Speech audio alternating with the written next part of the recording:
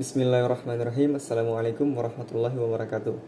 Puji syukur kita panjatkan kehadirat Allah Subhanahu wa taala, yang mana atas izinnya lah sehingga kami masih dapat menyelesaikan tugas pengganti UTS pada mata kuliah Sistem Pendukung Keputusan. Salawat serta salam tak lupa kita haturkan kepada junjungan kita Nabiullah Muhammad sallallahu alaihi wasallam. Allahumma shalli ala sayyidina Muhammad, kepada sahabatnya, kepada keluarganya, dan kepada pengikutnya, dan insya Allah kita sebagai pengikutnya yang akan setia hingga akhir zaman. Amin. Nah, video kali ini kami ada 3 orang. Yang pertama saya sendiri, perkenalkan, nama saya Muhammad Yasir Al-Ansar dengan NIM F521-21004. Selanjutnya ada teman saya Muhammad Rafli M dengan NIM F521-21031.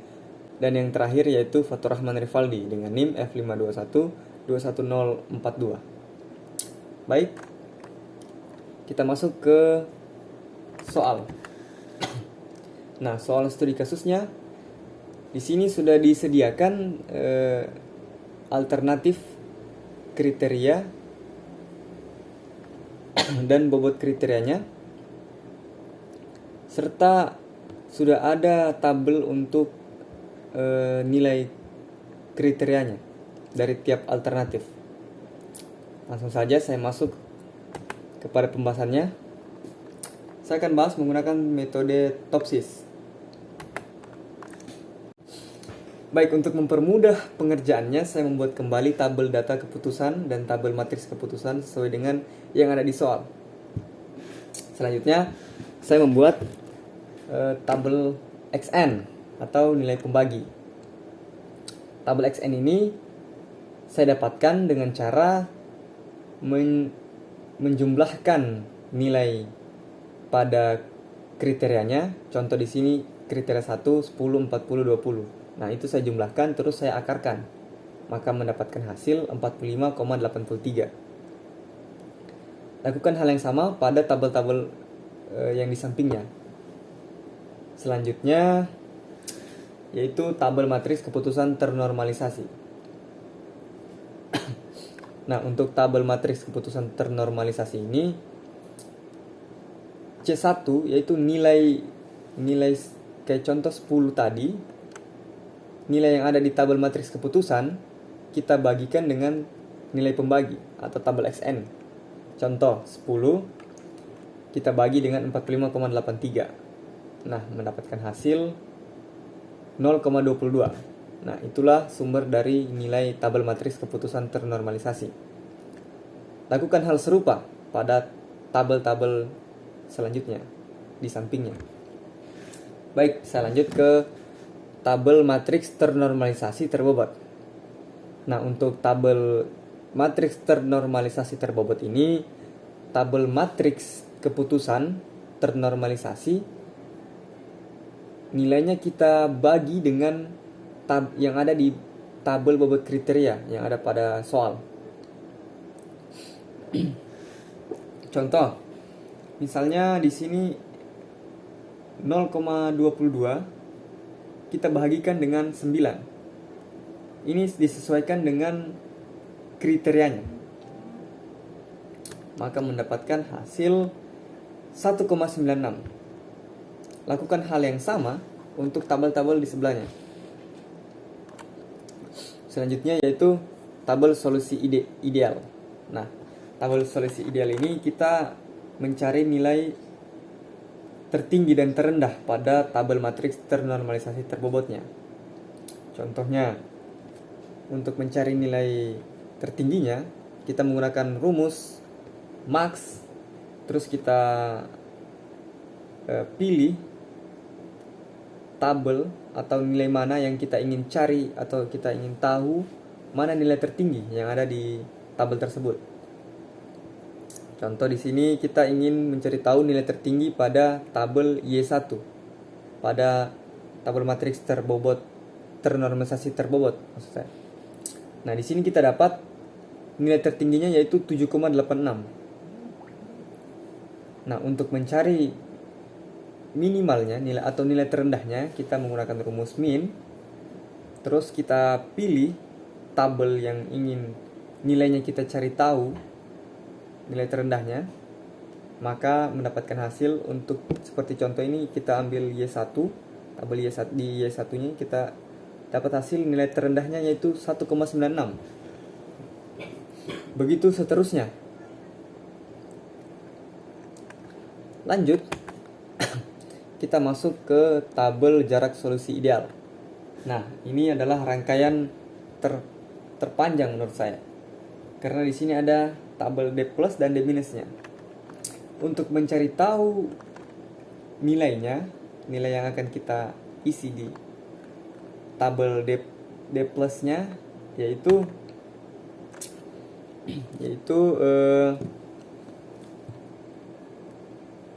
nilai yang ada pada tabel solusi ideal, yaitu nilai maksimalnya, kita kurangi dengan nilai yang ada di tabel matriks ternormalisasi terbobot. Lalu kita pangkat 2 dan kita akarkan. Contoh di sini di nilai tabel solusi idealnya yaitu 7,86. Terus kita kurangi dengan 1,96. Lalu kita pangkatkan 2, terus kita akarkan. Maka dapat hasil 17,14. Nah, untuk D-minnya atau D-minusnya hampir serupa, hanya saja tabelnya yaitu kita pilih tabel pada nilai minnya. Contoh di sini sama seperti tadi ya, 1,96. Terus kita kurangi dengan tabel yang ada di Y1, 1,96 juga. Lalu kita pangkatkan 2, terus kita akarkan. Maka mendapat hasilnya 0,00. Kenapa begitu? Karena nilainya sama. Lakukan hal yang sama untuk mendapatkan 3 nilai, untuk 3 alternatifnya. Lanjut ke tabel nilai preferensi. Nah, untuk tabel nilai preferensi ini, nilai yang ada di D minus itu kita bagi dengan hasil penjumlahan dari D plus ditambah dengan D minusnya. Seperti contoh 0,00 yang ada pada tabel D minus kita bahagi dengan hasil dari 17,14 tambah 0,00, maka mendapat hasil 0,00. Lakukan hal yang serupa untuk 2 nilai di bawahnya. Setelah kita dapat nilai pada tabel nilai preferensi, lanjut langkah terakhir yaitu perankingan. Assalamualaikum warahmatullahi wabarakatuh. Perkenalkan, nama saya Fatur Rahman Rivaldi dengan NIM F521211042. Baiklah, pada kesempatan kali ini saya akan melanjutkan penjelasan tentang metode SAW. Baiklah, seperti yang kita lihat di sini ada tahapan persiapan data. Di sini ada tabel kriteria dan nilai bobot penerimaan bantuan iuran atau PBI Desa Loru. Seperti yang kita tahu dan kita lihat bersama, di sini terdapat 14 kriteria yang masing-masing mempunyai alternatif juga dan juga nilainya. Masing-masing kriteria sudah mempunyai nilai. Baiklah, kita lanjut ke tabel calon alternatif penerimaan bantuan iuran. Di sini terdapat 3 alternatif, yaitu alternatif ada Andi, Bahar, dan juga Rahmat, yang masing-masing mempunyai nilai yaitu dinas, milik sendiri, kemudian Bahar bebas sewa tanah negara, dan Rahmat milik sendiri dan milik orang lain. Dan masing-masing nilai dari alternatif itu sudah dicantumkan di soal, yaitu kalau dinas dia senilai 10, kemudian bebas sewa 40, dan milik sendiri senilai 20, dan seterusnya. Baiklah, kita lanjut ke tabel perhitungan selanjutnya. Karena semua kriteria di sini merupakan benefit, maka tidak ada terdapat nilai cost atau nilai terendah. Benefit itu semakin tinggi nilai yang kita dapat semakin bagus. Maka yang kita hitung di sini nilai yang paling tingginya. Untuk perhitungannya seperti ini. Jadi di sini terdapat nilai alternatif. Cara menghitungnya yaitu 10 untuk C1, 10 dibagi dengan nilai paling tinggi dari tabel tersebut, dari nilai kriteria C1 tersebut. Di sini berarti 40. 10 bagi 40 itu menghasilkan tabel A1 sama dengan 0,25. Kemudian untuk Bahar berarti 40 dibagi dengan 40. Lalu Rahmat 20 dibagi dengan 40. Dan seterusnya untuk kriteria-kriteria lainnya. Lanjut ke perhitungan selanjutnya, yaitu di sini penentuan nilai preferensi. Caranya itu nilai alternatif ternormalisasi dikali dengan nilai bobot. Seperti yang kita lihat di sini, untuk menghitungnya nilai A1 itu kita bagikan dengan C1 untuk mendapatkan nilai dari kriteria nilai preferensinya. Jadi 9 dibagikan 0 dibagi 0,25 itu menghasilkan 2,25 untuk nilai C1.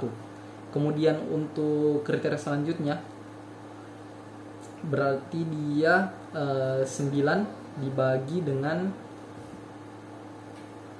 1,0 untuk A2. Kemudian untuk A3 itu 9 dibagi dengan 0,50. Lalu untuk kita lanjut ke perhitungan selanjutnya, yaitu perankingan. Setelah kita dapat perhitungan dari nilai preferensi, ketika kita jumlah total, itu di sini terdapat jumlah totalnya. Untuk nilai A1 27,72, untuk nilai A2 100, untuk nilai A3 itu 60,47. Untuk perankingannya, untuk A1 tadi 27,72, A2 100, kemudian A3 60,47. Jadi rankingannya dari yang paling tinggi, karena kita tadi menghitungnya benefit. Jadi untuk yang paling tinggi yaitu A2 untuk ranking pertama, kemudian untuk ranking kedua terdapat A3 senilai 60,47, dan nilai terakhir yaitu A1 27,72 untuk nilai terakhir. Itulah rankingannya, dan sekian penjelasan saya tentang metode SAW. Saya lanjutkan ke teman saya. Baik, Assalamualaikum warahmatullahi wabarakatuh. Perkenalkan, nama saya Muhammad Rafli M dengan NIM F521212031. Untuk perhitungan metode selanjutnya ada metode WP, yang dimana pada metode WP ini memiliki cara yang lumayan berbeda dengan metode Topsis, tetapi memiliki perhitungan yang lumayan mirip. Yang pertama yaitu terdapat tabel data keputusan, yang dimana telah ditentukan pada soal di awal, dan juga tabel matriks keputusan yang sudah ditentukan di awal soal tadi. Nah, yang menjadi pembeda dengan metode Topsis pada perhitungan metode WP, yang pertama yaitu dilakukan penentuan nilai bobot W, yang dimana nilai bobot W ini akan dihitung dengan cara setiap kriteria mempunyai nilai bobot. Kemudian dengan cara menghitung,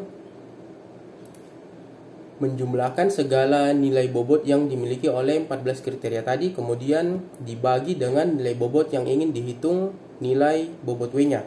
Seperti contohnya di sini nilai bobot dari W1.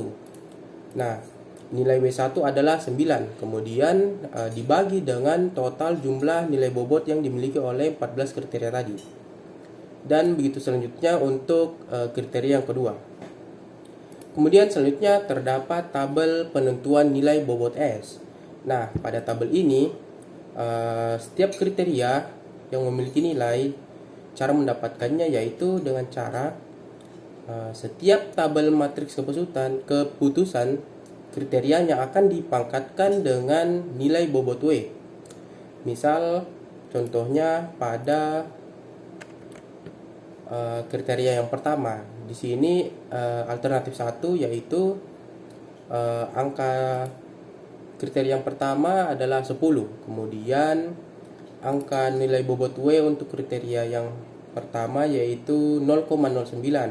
Maka nilainya adalah 10 dipangkatkan dengan 0,09, kemudian dikali dengan nilai kriteria yang kedua yaitu 10 dipangkatkan dengan 0,09, dan begitu seterusnya sampai kriteria ke-14. Kemudian masuk ke penentuan nilai bobot V.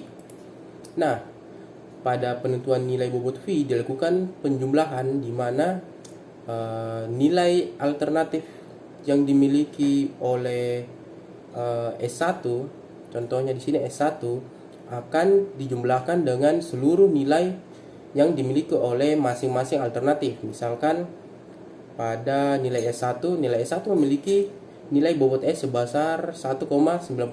Kemudian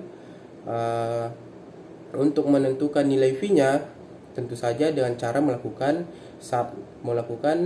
nilai dari S1 ini 1,99 akan dibagi dengan total jumlah dari nilai bobot S untuk tiap masing-masing alternatif, yaitu 1,99 ditambah dengan 31,17 dan ditambah dengan 9,56 sehingga menghasilkan nilai 0,5. Dan begitu selanjutnya untuk nilai S2 dan S3 untuk menentukan nilai bobot V.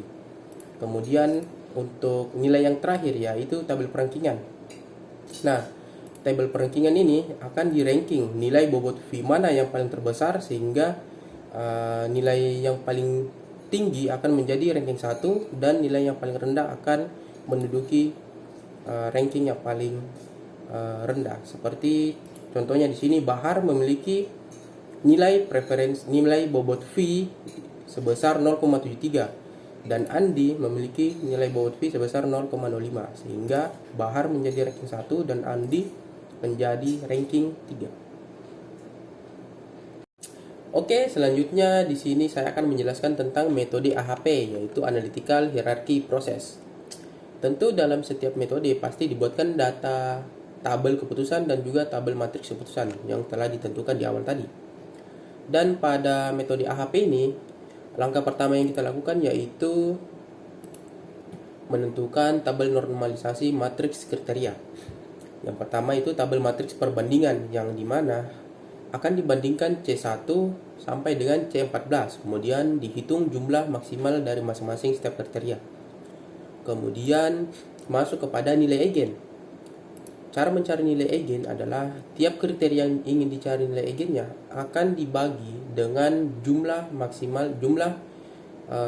penjumlahan dari kriteria tersebut. Misalkan C1, saya ingin mencari nilai eigen dari C1. Oleh karena itu nilai eigen dari C1 saya akan mengambil nilai dari tabel matriks perbandingan kriteria pada C1, kemudian saya bagi dengan nilai total dari tabel penjumlahan C1 sampai dengan C14. Kemudian pada tabel eigen ini terdapat jumlah penjumlahan dari setiap C1 sampai dengan C14. Kemudian dihitung rata-ratanya. Kemudian pada tabel normalisasi matriks kriteria terdapat lambda max yang dimana cara mencari lambda max itu dengan cara setiap jumlah total dari tabel matriks perbandingan akan dikali dengan jumlah rata-rata yang ada pada nilai eigen. Misalkan pada C1 jumlah totalnya yaitu 6,33 dan jumlah rata-rata yang dimiliki pada C1 yaitu 0,15 sehingga 6,33 dikali dengan 0,15. Kemudian ditambah dengan nilai kriteria lain. Misalkan C2 ditambah dengan perkalian dari C2 dikali dengan C2 rata-rata. Dan penjumlahan itu akan terus berlanjut sampai dengan 14 kriteria.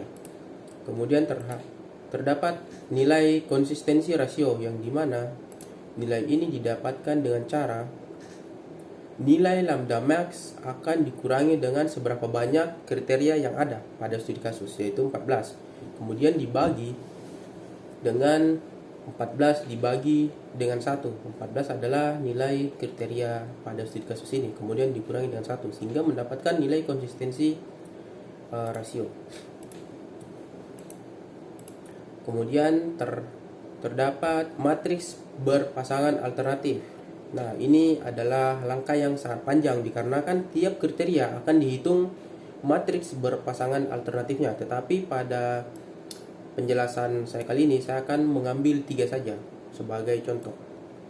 Nah, kriteria yang pertama yaitu perbandingan alternatif pada kriteria status pembangunan tempat tinggal, yang dimana nilainya akan dihitung, yaitu nilai matriksnya, nilai matriks berpasangan, nilai eigen, dan juga nilai lambda max. Nilai-nilai tadi sudah saya jelaskan pada tabel matriks kriteria, cara mendapatkannya. Kemudian berlanjut kepada kriteria kedua, yang akan dilakukan dengan cara yang sama dengan yang tadi. Dan cara tersebut akan digunakan sampai dengan kriteria yang ke-14. Nah, jika nilainya semua telah didapat, langkah terakhir yang dilakukan pada metode ini yaitu perankingan. Dengan cara setiap jumlah rata-rata yang dimiliki oleh setiap kriteria pada alternatif akan dihitung. Misalkan Andi memiliki jumlah rata-rata pada C1 yaitu 0,64.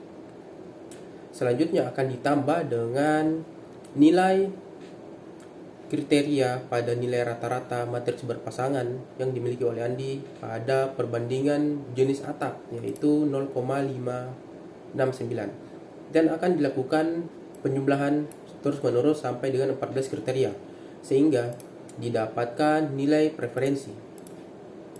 Pada perankingan ini terlihat bahwa nilai rata-rata yang dimiliki oleh Andi memiliki nilai rata-rata sebanyak 0,59, dan yang dimiliki oleh Bahar yaitu 0,269, dan yang terakhir yang dimiliki oleh Rahmat sebesar 0,13. Di sini nilai tertinggi akan menjadi nilai yang paling unggul. Otomatis Andi akan menduduki peringkat ke-1 dan Rahmat akan menduduki peringkat ketiga. Baik, itulah tadi pemaparan dari kelompok kami. Kurang lebihnya saya mohon maaf karena salahnya berasal dari kami dan kesempurnaan hanya milik Allah. Wabillahi taufiq wal hidayah. Wassalamualaikum warahmatullahi wabarakatuh. Thank you.